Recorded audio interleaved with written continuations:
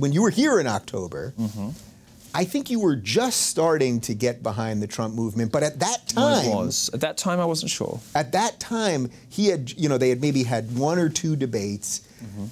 Everybody was still saying this was a joke. I think I was still saying it was a joke. It's clearly not a joke anymore. It's not. No. What is it? Was that great Bob Monkhouse line? No one's laughing now. So,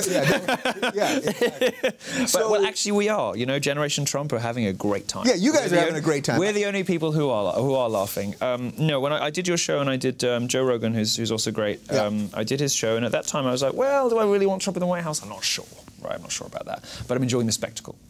My views have evolved. Take me through the evolution. Well, you see, I care about all the things that you care about. And I see the best way to accomplish what we collectively want, to throw our lot in with a politician that doesn't look like the rest of them, that it terrifies the rest of them. I mean, the prospect of a Trump candidacy, the prospect of a Trump presidency terrifies not just liberals but conservatives too, because he threatens to blow apart the political consensus, to blow apart, I mean, political correctness in particular. If you believe, as I do, that it is one of the great cancers of public life, there's nobody better situated to have fun with that than Trump. If you believe that, you know, not just the left, but the right has lost its way too. If you believe that, you know... wait, let's do one of these at a time. So if you believe that you want to just blow the system apart, the first thing that you mentioned... I'm an engine of chaos. I think they're all... Am I allowed to say... yeah, you can say whatever you want. I can say what I want? So you're like the Joker say whatever I want? in Batman. In the movie, sure? right? He just wanted chaos. People say that, and then I start. Yeah, say whatever you want. Fine, they're cunts. Yeah. They're okay. all.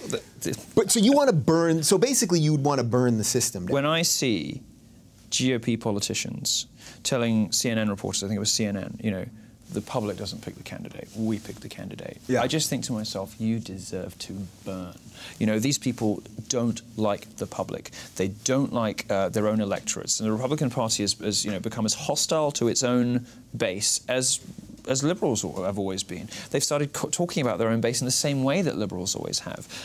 You've got National Review publishing disgusting things about white working class Americans, just awful. These people aren't going away, and these people are angry and frustrated. And what's interesting about Trump, I think, is he's captured the imagination of a huge swathe of the population, from what you might call traditional Trump supporters. You know, the veterans, you know, the white working classes who feel very disoriented by this new globalized world and very concerned about mass immigration for wage reasons and for cultural reasons too, and they're right to be concerned. So those are just that's both of those accounts. And the question I always get asked, and I don't mean to disrespect that group at all, because that group is my readership and I love them. But when people ask me, well, why do smart people vote Trump? What they mean is, why do people like us vote Trump? You know, because we're not supposed to, right? We're not you. I mean, obviously not you. But why do people like me vote? You know, why would I vote Trump? Why do, you know, media types vote Trump? And the answer to that is he represents the best hope we have of smashing political correctness apart, of breaking open, you know, all of the taboos, stuff you're not supposed to say, allowing real debate to be had again. Today, it is impossible in America to have an honest discussion about the wage gap, about the, you know, whether or not men and women get paid different amounts of money. We won't get into that today, but. Well, we can use radical Islam as a more relevant example. You right? can't have an honest discussion. You would lose your job, or you wouldn't get invited back. You'll never get a column at a national newspaper. The Overton window is so narrow and pushed so far to the left that something big has to happen. A big, tumultuous event needs to happen, and I believe that event is a Trump presidency, because I think it will destroy the Republican Party. They will never win another election, which is what I want. And I think the same thing will happen on the left too, with, you know, the Sanders-Hillary kind of tearing apart. Oh, it's coming on the left. I have no doubt. What I want, and I think this might be what you want, what I want is a sort of new political realignment on libertarian authoritarian lines rather than left and right. And I want a new consensus to emerge of disaffected liberals, classical liberals, you know, dissident minorities like gays, you know, small state conservatives, libertarians, people who basically want to be left alone. People who believe that government should have some limited functions, but our culture should not be policed. Our language should not be policed. We should be able to do, be, say, think and act exactly as we please. Now, I believe there is a majority in this country who would get behind that sort of cultural insurgency. And this election is the first election in American history that is being fought not on foreign policy and not on economics. It's being fought culturally. It has been excited. It has been stirred up by a cultural figure, by a reality TV star, by an American icon. Yeah. I've come around to believe that actually having Trump in the White House would be wonderful, and if he finds himself in the White House and isn't able to achieve very much, aside, I mean, Daddy's going to build a wall, and Daddy's going to fix trade, and that's going to happen. If then things start locking up because he's got a non-compliant, left and right in all of the various machinery of government, I don't see that as a particularly bad thing. One of the best presidents in history was Coolidge. Why? Because he did absolutely nothing.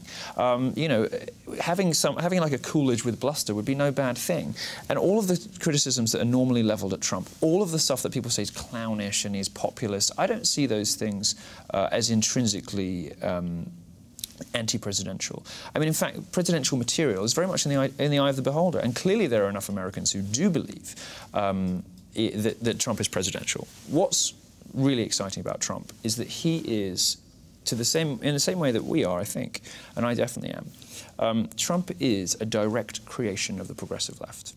He has been brought about, he exists, because of the people that we both hate. So I'm with you there. I've been saying this for a long time. They have bullied and policed and harangued and hectored and name-called for so long. They've told people they are homophobes when they're not. They've told people they're sexist when they're not. They've told people they're racist when they're not. They've told people they're transphobic and they don't even know what that means. Yeah. Right.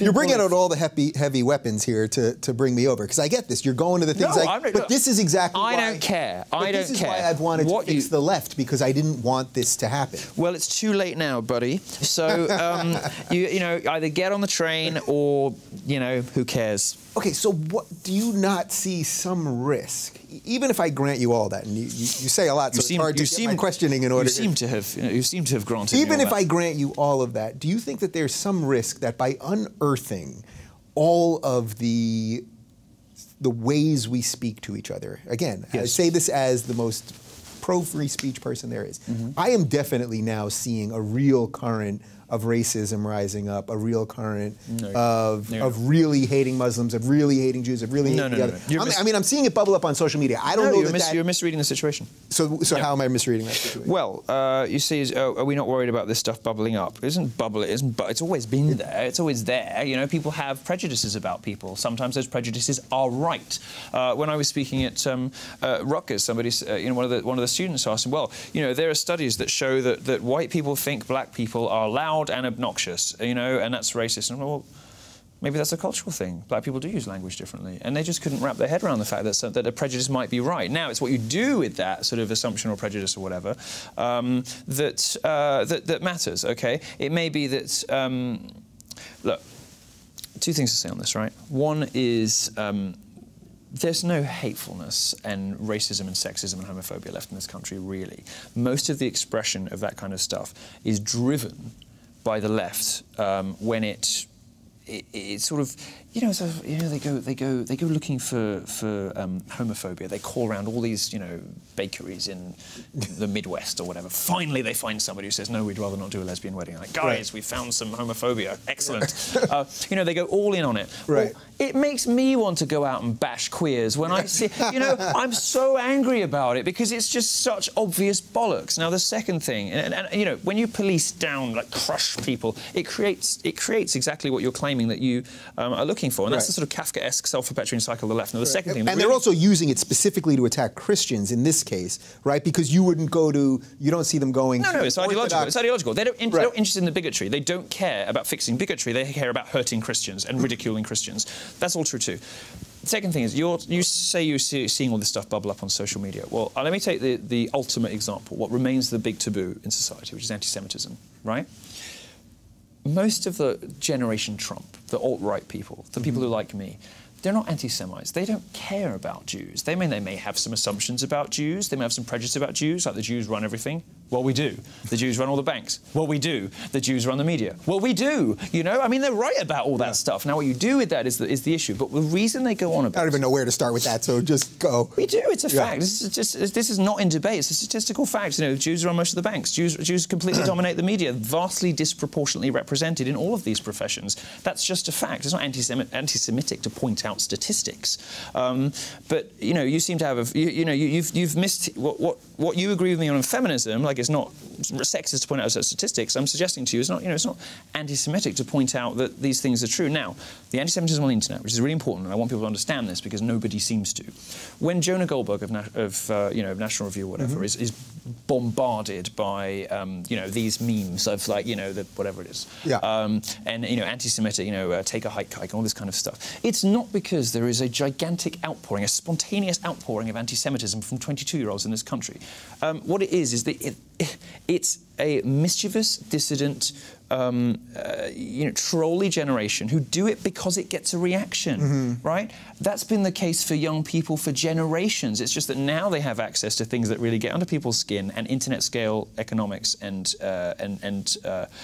viral dynamics. Right. And they can get to people in positions of power, and people in positions of power keep biting, and they keep taking the bait. Look. That sort of explains. This is what I said at the beginning of the show, that you're sort of a micro-Trump to me, because your rise has been. I know you want to think you're bigger than Trump, but you're not. No. Look, everybody's daddy to somebody, right? I'm very happy for Trump to be my daddy, and I'll be daddy to everybody else. But basically, what you're saying is that they're just using the tools to get people angry, and then it causes another reaction, and then there's another reaction, and that is what brought Trump around. It's trolling, and this is a direct response to the language policing. It's a direct response to people being told they can't say things. What you've got to remember about the millennial generation, and my fans run as young. I get emails from 13-year-olds, right?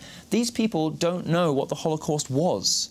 They don't know. They don't have any living relatives who were in it. They, in many cases, don't even really remember 9/11. They haven't lived through these big traumatic events in world history. They're just trolling, and they've recognised that, saying stuff about Jews gets on the nerves of journalists, and you can get, it's like, I've seen that guy on Fox News, he's on the TV, and I just tweeted him, this stupid Jew meme, and look at him, he's going, fuck it, he's so triggered, Right. And you know what, it's fun. It's funny. I find it funny, because once you recognise that it's not really about the Jew thing, it's about trolling and provocation, and that's the thing that they've identified works really well, you begin to, when you look at it, it starts to make more sense. You're like, yeah, of course, yeah. Racism in this country? I mean, there is no KKK. What is it, like a few thousand members left that we're constantly told white supremacy is a problem? There are no white supremacists. There are no white nationalists. They're not in the media. They're not in politics. They're nowhere. They have no purchase whatsoever, no influence, nothing. If there is a racially supremacist movement, it's Black Lives Matter, and it's very well funded, and it's massive, and it gets fawning coverage from the media. There's no white supremacist movement in this country. And what Trump supporters primarily are reacting to is being lied to and lied about for decades by the establishment.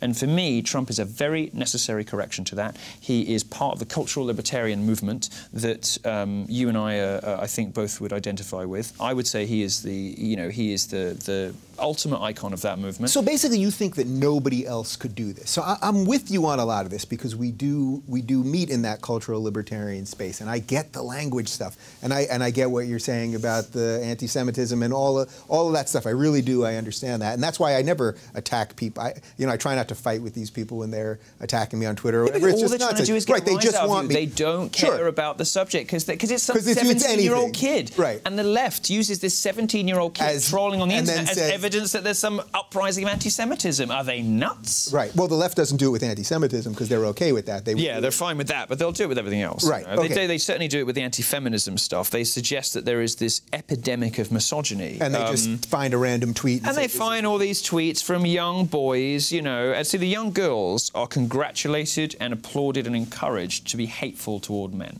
Right? When they can get involved in kill all white men hashtags, masculinity so fragile, I bathe in male tears. You see teenage girls doing this stuff, and it's hateful and it's horrible, and they're going to be alone and miserable forever because feminists have ruined them, right? When men do anything remotely similar, they will come in for the most appalling censure. They get suspended from school. This is why girls tweet under their own names very often, partly because many of them are being trained into being cry bullies. They're being trained into being, into putting provocations out there and then squealing, victimhood. The girls are being taught the victimhood and grievance culture is the way to get what you want if you have no talent. They're being trained, into all of this stuff. Boys, on the other hand, very often are anonymous. They like Poll on, they like 4chan. They like all of these places where they can go let off steam and get all that boisterousness out of their systems, which is a perfectly normal, healthy thing to do. This is where they would also play video games and get some of that aggression out, exactly. And not and then they call each other faggot and whatever. I mean, can you imagine what a career I could have made out of being offended by the word faggot? I'm just like, no. I wrote a column saying I want faggot, gay, and queer to be in common usage. That's how you take the power away from these words, if you believe they have power. Not banning them, but elevating them up into these these taboos. So I wrote this column. I said, look, I want gay to be restored to its real, to its prestige meaning. It should, the real meaning of gay is like crap, rubbish, shit, lame, Hillary supporting, immigrant loving. That's what gay means. When somebody, I mean, it's not in the dictionary yet, but I'm sure they're getting around to it. This is what I want gay to mean. When somebody says something stupid, I want you to be able to say that's gay, or stop being a faggot. It doesn't mean anything. Well, these people aren't homophobes. They do it because it gets to you. And if there are any journalists watching this, please just learn this lesson. Well, it does show you how pervasive the ideology is, this controlling ideology, because I see even now when I'm with just some of my gay friends who are supposed to be the most over-the-top and not politically correct and actually they've become the most politically correct. The left has done this. This goes to what I was saying earlier, that in a way this ideology, what it wants is not you, because it doesn't want you as the individual, it wants you as the collective. And then once it wants you as the identity, as the identity, right? So you're black, or you're gay, or you're a tranny, and it wants to put you in that bucket and tell you what you're supposed to believe about things and tell you how to get what you want, even if you're not prepared to work and you have no skills, because you can just pretend to be offended about things and you'll get on TV. They want you as a bucket, and gay men have fallen for this hook, line, and sinker. They're really fucked up. But fortunately, there is an awakening in the gay community. There is something happening, and there is something happening among gay people. And I've noticed it at dinner parties, and I've noticed it on social media.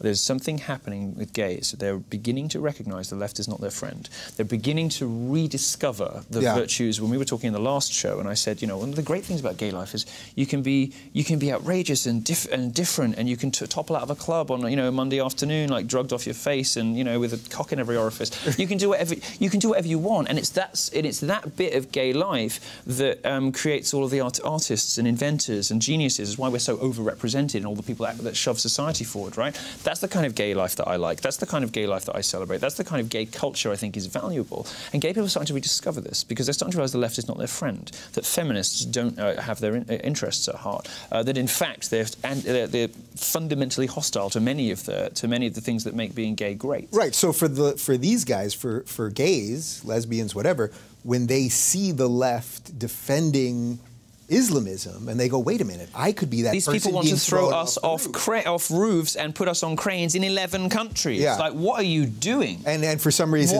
guilty leftists feel the need to defend this idea. Idiots, yes. Well, so let's look at the ideology. How can you support this? How can you support this? I mean, what they want is for us to. They expect us to believe that above gay people, above women, above blacks, I mean, the blacks is the worst thing, right? I mean, they actually, there's one group of people in this country who have genuine grievances, to whom something is still owed, and that's the black community, right? There is a legacy from slavery. I don't happen to believe that Black Lives Matter is the answer, because I think it's hateful and divisive, and the only real result of Black Lives Matter is black cities in flames. Yeah. Wait, let's not gloss over that, because I think people are going to try to gloss over what you just said. You're saying that the black community does have legitimate grievances. Of course it does. They were brought here by and large as slaves. Of course it does. And then the system was working against them. Would anybody ever suggest otherwise? Well, I think a lot of people would say, if you're against Black Lives Matter, you're against Nobody's done more for the black community than me. Yeah. Normally on my back. But the issue is that the issue is very straightforward. Black Lives Matter is a hateful supremacy organisation. Insofar as it's organised at all, it is it's a movement of black supremacy. It's a bad thing. But this is what the left, this is what the left likes to do. It likes to divide people. I've forgotten what we were talking about. Okay, so bringing this all back to Trump. So what I haven't heard you say is anything related to policy, but before I even let you answer that, I think what you're just saying is it's completely irrelevant. That's what you're saying, that this movement has nothing to do. It's not a political movement in that there's nobody to take Trump's place after, right? If Trump became president via all of this stuff, all of this cultural stuff, he's creating he's creating it's you, you're VP. No, well, he's creating a cultural movement. I want to be press secretary. I want to be press secretary. You would be a good press secretary. I'd be a fantastic. I'd back you. Can you imagine? I'd back you. Daddy doesn't feel like answering your questions today. I'm going shopping. Put your comments in the box. See you later. But what you're talking about is a cultural revolution, not a political revolution. So that's interesting because Bernie, who's talking a lot about flip the system and our system's corrupt and money in politics, the same thing, he's talking about a political revolution. And basically you're saying, forget that, that's a waste of time. Because he's an idiot and he's 20 years out of date. That would have worked before when people were upset about, economics, upset about foreign policy and politics. And it would have worked 10 years ago with the Iraq War. Now this war is cultural. There's a cultural war, and there's only one candidate for president fighting this war culturally, and it's Trump. He doesn't care too much whether he is occasionally inconsistent on policy because he understands that nobody else does either. And he's very strong. So that's a sad thing. No, that's sad. I'm sad about that. No, because I studied politics. Sad over here. Why did you study politics? God. Look, he's made two very clear statements. One is that he wants to build a wall, and that's emblematic of what he believes about immigration and and illegal immigration in particular. They can come over, as he says, but they've got to come over legally. Which in and of itself isn't racist, right? I'm willing What's racist about that? Well, people keep yelling racist. Not even another race. Mexicans aren't another race. They're white, aren't they? Yeah. Well, are they white? Hispanic? Because you Americans have this sort of Hispanic thing. We're very thing. confused. I have to get my chart out. You try to invent divisions between people so that anything anyone says about anyone can somehow be called racist. I mean, Hispanics are white, aren't they? I'll bring the chart next time. I don't want to get bogged down. This is a you thing, not a me thing. You people make these rules up. We just have to live in it and live in your world. Yeah. I mean, no, of course it's not racist. What he's saying is that there is, and in fact, of course, his concerns about immigration benefit the black community more than anybody else, because when new Hispanic immigrants come in, it's black wages they depress, not primarily necessarily white wages. By the way, Barack Obama said something to that effect when he was running for president the first time. Yes, he's done so much for the black community. I mean, racial harmony in America now, it's such a lovely thing. 8 years of Obama. Don't we all just love each other after 8 years of Obama? No, he's been the most disastrous president for blacks in American history. Is that Obama's biggest failure then? That he came in with a political and cultural revolution, right? It was political and it was cultural. It had both elements to it. Yeah. But what he's going to exit with, regardless of who comes in. Everything is worse, and everything is worse as a result of him. Well, the economy is not worse, right? The American economy is better right now than it was. Well, okay, but... I mean, you give me... Look, gays can get married. I know you're not a big proponent, but it's cool. I wish they would stop. I know, but... I wish they would stop. In the name of equality, stop getting married, you're going to have to grant me that much. They don't work as hard because they're all interested in, all of that, come over, Michael, I'll cook for you.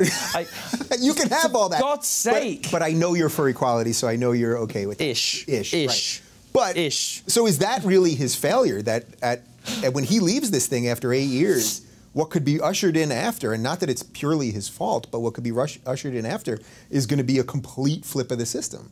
I don't know. That sounds... that sounds good to you, so it's not a failure of his... Well, no, I mean, I don't... We live in exciting times when pretty much everyone in the country wants the establishment to suffer. Pretty much everyone in the country hates journalists, hates politicians, hates the more they find out about what their kids are being taught at college, largely thanks to me, I think, they hate that too. And we live in exciting times. People want to tear the system apart. They want to rebuild the system in a different way. I've suggested that I'd quite like to do it along authoritarian, libertarian lines, because I think that makes more sense. The way people communicate these days and people's priorities, I think people are more interested in culture than economics in this election. That's the sort of realignment I want. It may look very different. What I like about Daddy, I like about Trump, is that he is introducing an element of realness and an element of fun and mischief into an arena in which, into public life, which is an arena in which there has been so little freedom and joy for so long that is a necessary correction, So you can't make jokes on TV anymore. Life isn't fun anymore. As a journalist, like if I were a regular journalist, right, and if I'm not a regular journalist because I work at a wonderful place, Breitbart, that lets me do, outrageous and crazy things, and obviously now I'm becoming this sort of media figure. I've got more license to do stunts. So if I were a regular journalist, I'd be so, and I mean, I know, you know dozens of them, I know dozens of them. It's a miserable life. There's so much you can't say. You can't tell the truth. You can't tell facts because somebody somewhere will get upset. You know, you can't say facts because journalism has become now more about virtue signaling to, you know, your fellow reporters than telling the truth about what's actually happening. Right. So I got into a big fight with a BuzzFeed guy this week because they wrote a piece about the regressive left and claimed, sweet Joe Bernstein. Right. You fought with this guy too. I have a soft spot for Joe Bernstein. So I don't even want to give him any extra cred, right? Let's not. We don't have to waste any. Don't even name him. Yeah. Do we want to even? This is what the left does. You see. This is what the left. This is what the left I'm does. doing a Voldemort thing. This is what the left does to Ann Coulter. All right. So you want to name him? No. If somebody's wrong, talk about it. Well, so shine the light on it. So this guy, your progressive, your natural progressive tendencies just slipped out. All right, so this guy, you want to put him under the carpet. You want to censor him. Credit here. Why are you censoring Joe Bernstein? So this guy, Joe Bernstein from BuzzFeed. Joe Bernstein. There you go. I want the light. I want the full light of scrutiny on everyone I disagree with, so that other people can see they're wrong too. So this guy basically wrote a piece on BuzzFeed Joe Bernstein. this week. Go on, say it. Is it Joel? It's Joel. Joe. Say Joe Bernstein. There we go. Wrote a piece on BuzzFeed this week. You know, you once called me a cultural librarian. Yes, I did, because you're a pussy. Because you're a pussy. I'm just not that angry. Did you like that? Did you like that right. coinage? Because I'm a cultural libertarian, and because he's never got the balls to say what he really means. It's not about balls. I called him a cultural librarian. I thought it was great. All right. Yeah. Well, you just went straight back to the fucking reference section. All right. So Joe Bernstein from BuzzFeed. On BuzzFeed.com, basically saying that you know, Maajid Nawaz and Sam Harris and a few others, Bill Maher, you know, created this regressive left thing, but really what the regressive left thing is about is about alt-right hate, and those are the people that have made it a thing where I know, and every instance of it on Twitter and everywhere else is because of the few people that are left on the left, like myself, who have tried to make it into something. Now, again, that sounds like insider baseball stuff, but it's no. But it gets to he's wrong about that, but he wrote a piece about me that was wrong too. What I did, so you are like, you know, oh, don't mention his name. What I did instead was I challenged him to debate me. I said, debate me. I'll give you $5,000. Rock up, 1 hour, debate me. You're wrong. Prove it. Prove your case. Yeah. Scurried into a hole. Silence. Scurried into a hole. It actually went up to 6,500. Now, to be fair to Joe Bernstein of BuzzFeed, it's at Bernstein on Twitter. There you go. Okay, see, I tossed yourself. There we go. See, to be fair to him, since then we've worked together, and you know, on pieces he's broken some news for me, and he's been very fair and very reasonable. But he was wrong about that and refused to debate because he knew he couldn't defend his arguments. The same thing I think applies with you too. I don't think he would be able to defend his position on that piece, which was obviously garbage. Well, I tweeted at him. They all got hundreds and thousands of responses to him, and he ignored all of it, of course. Yeah, and I don't think he'd show up to debate you either, but you should. If you'll lend me the $5,000, well, I won't need it because I'd win the debate, so. Guess it wouldn't be a no, you can't have any money. But it goes. All right, but it goes to the. I feel like Shapiro now. Why do you always talk about money with your guests? Was it on your show that you asked him how much he was worth, how much he earned, or something like that? Well, I wanted him as a 1 percenter to tell people how much he earned. I didn't want a number. I said Did he give you a number? I can't remember. He didn't. But he said he's in the over 400K, I guess, situation. So what? Yeah. Who isn't? Yeah. Go ahead. Really? Yeah, not in the. I should write to Larry. I know. It's. I got to talk to Larry King. I'll make a note of that.